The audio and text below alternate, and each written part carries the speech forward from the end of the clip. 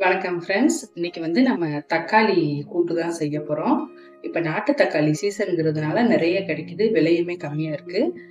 நாட்டு தக்காளி வச்சு இந்த தக்காளி கூட்டு செஞ்சோம்னா, சாதத்தோட சாப்பிடுறதுக்கு ரொம்ப நல்லா இருக்கும். இப்ப எப்படி செய்றதுங்கிறத பார்க்கலாம்.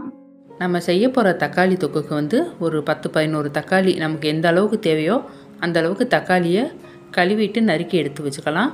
அது கூடவே ஒரு பெரிய வெங்காயம், கூடவே ஒரு 6, 7 வெள்ளைப்பூடு தோல் எடுத்துட்டு மிக்சி ஜாரில் போட்டு கொஞ்சம் பரபரன்னு அரைச்சி எடுத்து வச்சுக்கலாம். இப்போ அடுப்பில் கடாய் வச்சுட்டு தாளிக்கிறதுக்கு ஒரு டேபிள் ஸ்பூன் அளவுக்கு எண்ணெய் சேர்த்துக்கலாம். தாளிக்க கொஞ்சமாக சோம்பு, சின்னதாக ஒரு பீஸ் பட்டை, ஒரே ஒரு கல்பாசி இலை மட்டும் சேர்த்துக்கலாம். சோம்பு நல்லா பொரிஞ்ச உடனே நம்ம மிக்சியில் பரபரன்னு அரைச்சி வச்சுருக்கிற வெள்ளைப்பூடை சேர்த்து ஒரு 2-3 நிமிஷம் நல்லா கலந்து விட்டுக்கலாம். தாளித்த உடனே நம்ம வெள்ளைப்பூடு முதல்ல சேர்க்கறதுனால தக்காளி தொக்கு ஃப்ளேவர் ரொம்ப நல்லாயிருக்கும். அது கூடவே நம்ம நறுக்கி வச்சுருக்கிற பெரிய வெங்காயமும் கொஞ்சமாக கருவேப்பிலையும் சேர்த்து கண்ணாடி பதம் வர்ற அளவுக்கு நம்ம நல்லா வதக்கி விட்டுக்கலாம். இன்றைக்கி தக்காளி கூட்டில் நான் பச்சை மிளகாய் சேர்க்கலை.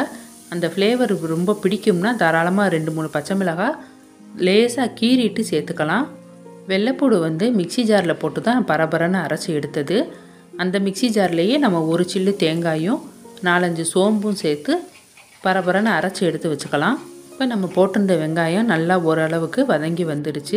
இதில் நறுக்கி வச்சுருக்கிற தக்காளியை சேர்த்துக்கலாம். இன்றைக்கி நம்ம நாட்டு தக்காளி தான் யூஸ் பண்ணியிருக்கோம். இதில் புளிப்பு நிறைய இருக்கும்.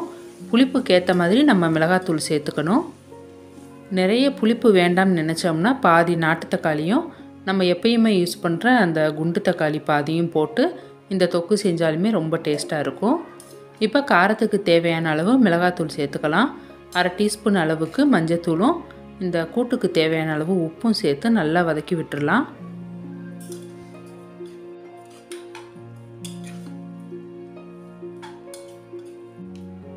தண்ணி எதுவுமே சேர்க்காம அடுப்பை சிம் பண்ணி வச்சுட்டு ஒரு மூடி போட்டு மூடி வச்சிடலாம். ஒரு 10 நிமிஷம் கழித்து ஓப்பன் பண்ணி பார்த்தோம்னா தக்காளியில் இருக்கிற தண்ணி எல்லாம் ஒன்று சேர்ந்து வந்திருக்கும். தக்காளியுமே நல்லா மேஷ் ஆகிருக்கும்.